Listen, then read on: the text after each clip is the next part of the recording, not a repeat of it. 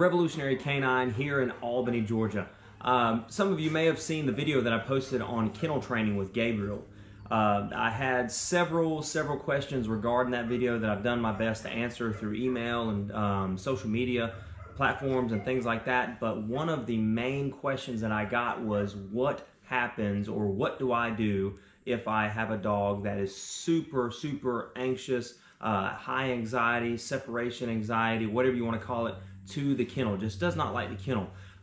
So with that being said, you can't just forego the kennel, right? Because the kennel is such a good thing to do. It's such a good practice to have. So here's a little idea. Now, if you remember, I told you, or I instructed that you not leave toys in the kennel unattended, right? Okay, well, what we're going to talk about today is working through some of that anxiety with your pup.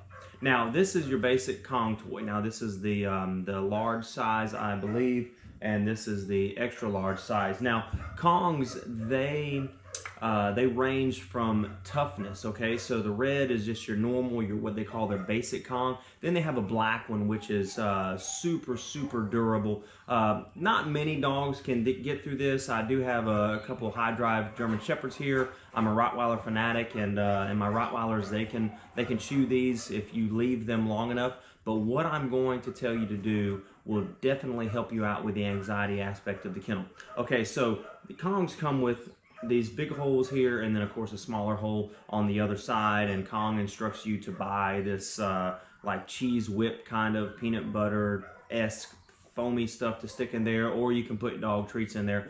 We're gonna go a step beyond that, all right? So what you're gonna do is you're gonna take your dog's food, you're gonna put it in a bowl and pour water over the top of it. Just let it sit for a few minutes, and then take a spoon and spoon the food out and put it inside the Kong, okay? So the water has started to penetrate the food just a little bit, moistens it up. You don't want to get to where the food is just falling apart. You want to put it in there way before that.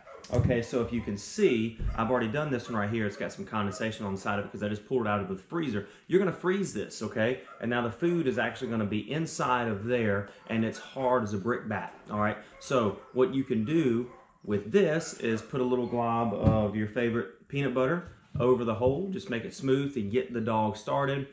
Lead the dog into the kennel with this, put it in there, let the dog lay in the kennel and lick on this, and as this starts to thaw out, the food will start to plop out so the dog can eat that. This will give them a good hour or so in the kennel where they're just in there relaxing, they're concentrating on something else. Now, going back to what I said before, make sure that you monitor the food coming out of the Kong, because once the Kong is finished, I strongly suggest taking that Kong out of there, okay? But what will happen is typically the dogs get so engulfed in getting that food out of the Kong that they totally forget the fact that they're inside the kennel. And then they start to view that process as a good thing, because they know when they get in the kennel, they're gonna have one of these things waiting. So I would strongly recommend having about 4 of these on hand, and that way you can have 2 in the freezer ready to go, 1 in the kennel with the dog, 1 washing it, and just kind of keep them in rotation. I have a freezer out here in the building that I have several of these in, and it works really well, guys. So give it a try, see what you think. If you have any more questions or concerns or anything like that, hit me up. You know, I try to do my best to reply back to everybody that sends a question in. So thank you guys for checking out. Again, Chris Morrell, Revolutionary Canine, Albany, Georgia. We'll see you next time.